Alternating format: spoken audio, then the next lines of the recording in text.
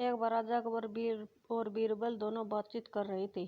तभी अकबर ने बीरबल से कहा कि बीरबल, 100 लोगों के पीछे एक अंधा व्यक्ति तो होता है। अकबर बोला, अब बीरबल, इस बात पर तुम्हारी क्या राय है? थोड़ा सोचकर बीरबल ने उत्तर दिया कि महाराज, मेरे हिसाब में तो दुनिया में देखने वाले लोगों में अंधे ज़्यादा और देखने वाले कम मिलते हैं।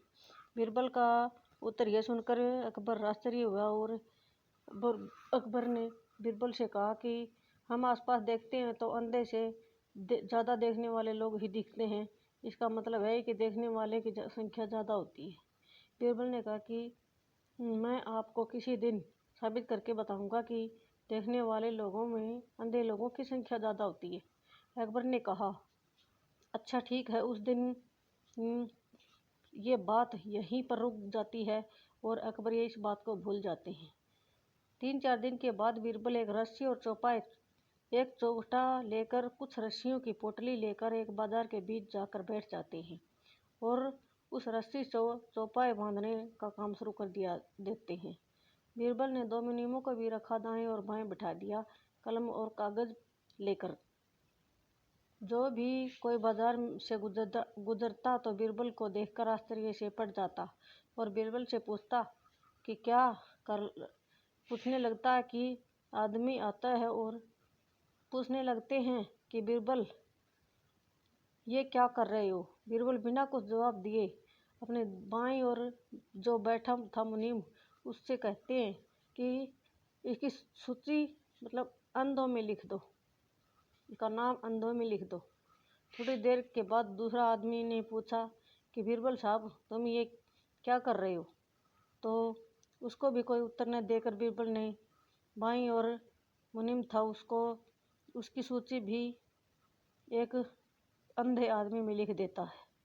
तीसरा व्यक्ति आया और उसने बीरबल से पूछा कि बीरबल जी, आप इतने धूप में रस्सी से चौपाई क्यों बांध रहे हो? तो बीरबल ने इस बार दूसरी ओर बैठे व्यक्ति से कहा, मुनीम से कहा कि इसकी सूची देखने वाले में लिख दो। इसके बाद भी एक आदमी आया और उसने बीरबल से पूछा कि बीरबल जी, आप चौपाई बांधने का काम क्यों कर रहे हो? बीरबल ने बिना उत्तर दिए मुनीम से कहा कि आप इसका नाम एक और बढ़ा दो। इसी तरह पूरे दिन लोग वहाँ पर आते जाते और बीरबल ने सवाल पूछते बिना किसी को उत्तर दिए लोगों का सवाल बताए बिना उनका नाम दाएं और बाएं सूची में लिख देते थे। इस तरह से पूरा दिन नाम बढ़ता जाता। फिर यह बात फैलकर राजा के पास पहुंच गई। बादशाह भी बात जानने की जिज्ञासा हुई और बीरबल जी को मिलने के लिए खुद बाजार चले गए। अकबर ने बाजार में बीरबल को देखा। बीरबल से पूछा कि बीरबल, यह क्या माजरा है? तुम ये क्या कर रहे हो? बीरबल ने बाकी लोगों की तरह अकबर का नाम भी अंधे लोगों की सूची में लिखवा दिया। महाराज को अपना नाम लिखा देखकर राजा को गुस्सा आया और आश्चर्यचकित रही। उन्होंने कहा, बीरबल ये क्या है? तुम ये क्या बोल रहे हो? उन्होंने तो बीरबल से ये भी कहा कि मेरी दोनों आंखें अच्छी हैं और मैं देख भी सकता हूँ, फिर भी तुम मेरे बारे में ऐसा क्यों बोल रहे हो? बीरबल ने मुस्कुराते हुए अकबर से कहा, महाराज, आपको दिख रहा है फिर भी चौपाई बांध रहा हूँ, फिर भी आप मुझसे ये सवाल क्यों कर रहे हो? ये सवाल कोई अंधे व्यक्ति ने ही पूछा है, ऐसा आपको नहीं लगता? महाराज, इसलिए कि मैंने आपका नाम अंधों में लिख दिया। बीरबल की बात सुनकर राजा अकबर को पता चला कि बीरबल ने ये सब क्यों कर रहा है।